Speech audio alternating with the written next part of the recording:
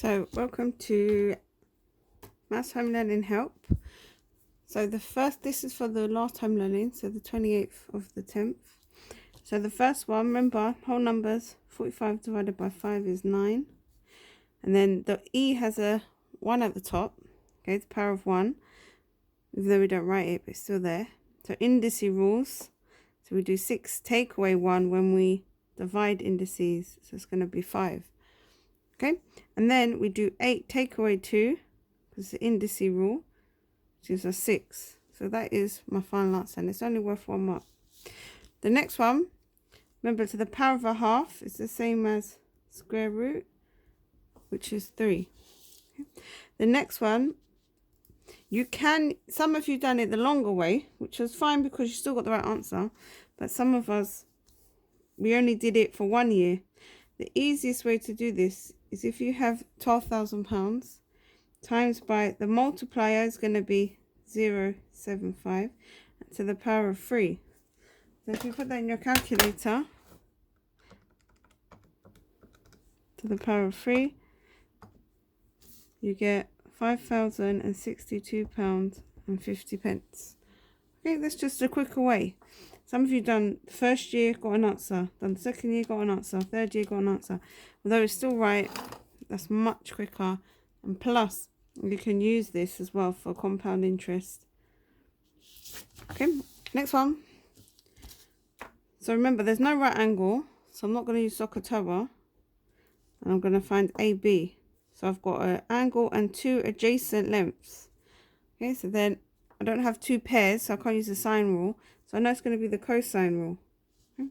So if you remember the cosine rule, we do square root, you can do first, 12 squared plus 15 squared minus 2 times 12 times 15 times cos 20.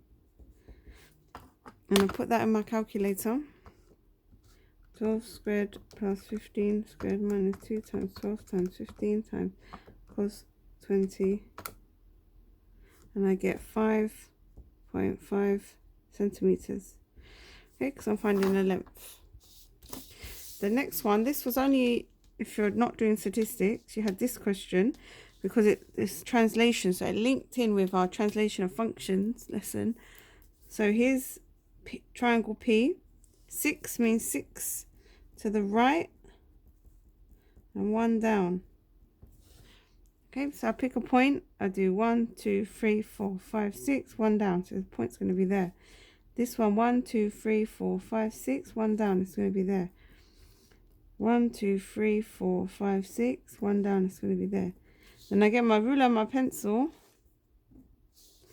and I draw it. Some of you didn't get M5 because you didn't use a pencil and a ruler. I can use a pencil and ruler and label it B. Okay. Now, if you did have statistics, instead of that question, you would have got this question. So when you have a pie chart like this, you can see this one is much bigger than this one. Okay, so you can say in 2015, less women were getting married than in 1991 because the pie chart is smaller. Okay, so you've made a point and you've said also how you can tell that. Okay, it hasn't asked you about a certain age group. It's just said the total. So you have to comment on the total number of women. Okay, don't comment on sections. The next part, write down the age group with the greatest decrease. Okay, we know this is more people, this is less people. Okay, but which one has the greatest decrease?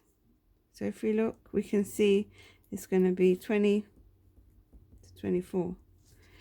Yeah, because this one and this one is decreased the most. The next part, 30 to 49, so it's this one. Okay, you can tell the proportion has increased. Okay, the proportion of women getting married in 2005 has increased as the sector has increased. Okay, so this sector, this has gotten bigger. Some of you spoke about also about doesn't necessarily mean that more women that age group got married, because you don't know the numbers. This is a lot smaller than that. So even though the proportion increased, you can't say for sure that there's more 30 to 49-year-olds getting married in 2005 than in 1991, because you don't know how many people this represents, but we do know it represents less people. Some of you said it doubled. Now, I wouldn't say that unless you got a protractor out, and even then, okay, they didn't give you any angles. You just say it increased. Okay, the end.